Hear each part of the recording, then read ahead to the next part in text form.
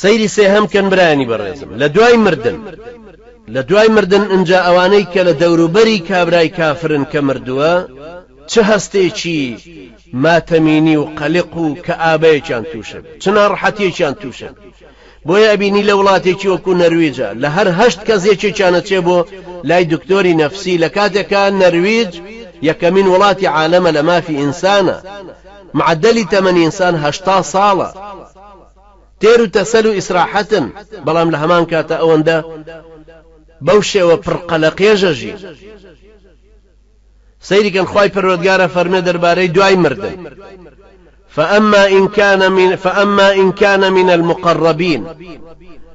فأما إن كان من المقربين فروح وريحان وجنة نعيم وأما إن كان من أصحاب اليمين فسلام لك من أصحاب اليمين سەیریکەن برانی بەڕێزم ئەگەر کابرا پیاو چاکە ئەوە نیعمەتێکی گەورەیە و خوای گەورە ئەفەرمێ ئەوە لە نزیک کراوانی خوای گەورەیە فەڕەوح وەڕەیحان وجەنەت نەعیم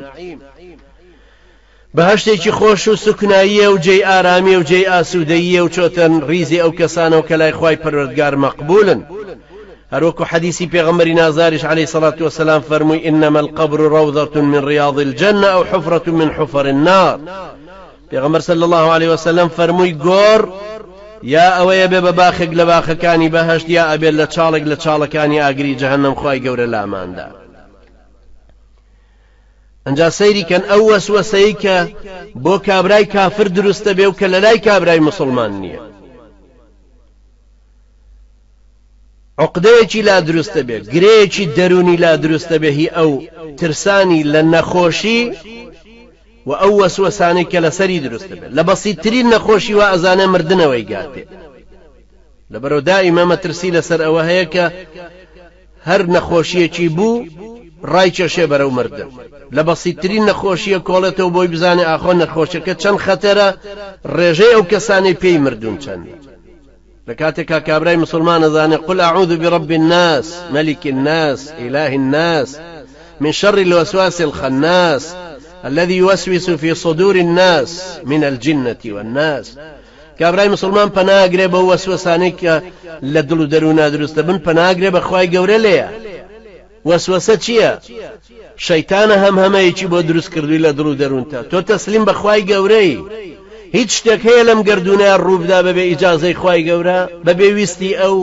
بەبێ توانای ئەو نەخێر تۆی مسلمان تەسلیم بەم دینەی تەسلیم بەم عەقیدەی تەسلیم بەوەی کە خوای پەروەردگاری هەموو خەڵکیە تۆ پەنات بەو گرتووە قل أعوذ برب الناس پەناگرم بە خوای پەروەردگار و پەروەردەکاری خەڵکی پاشای خەڵکی بەدەسەڵاتی خەڵکی خوای خەڵکی لە هەموو خراپەیەک کە وەسوەسەیەک لە دڵ و دەروونما دروستی کا و دەرکەوێ و خۆی پەنهان کاتەوە کە لە دڵی خەڵکیە ئەم وەسوەسەیە دروستەکە چ ئینس بیکا چ جن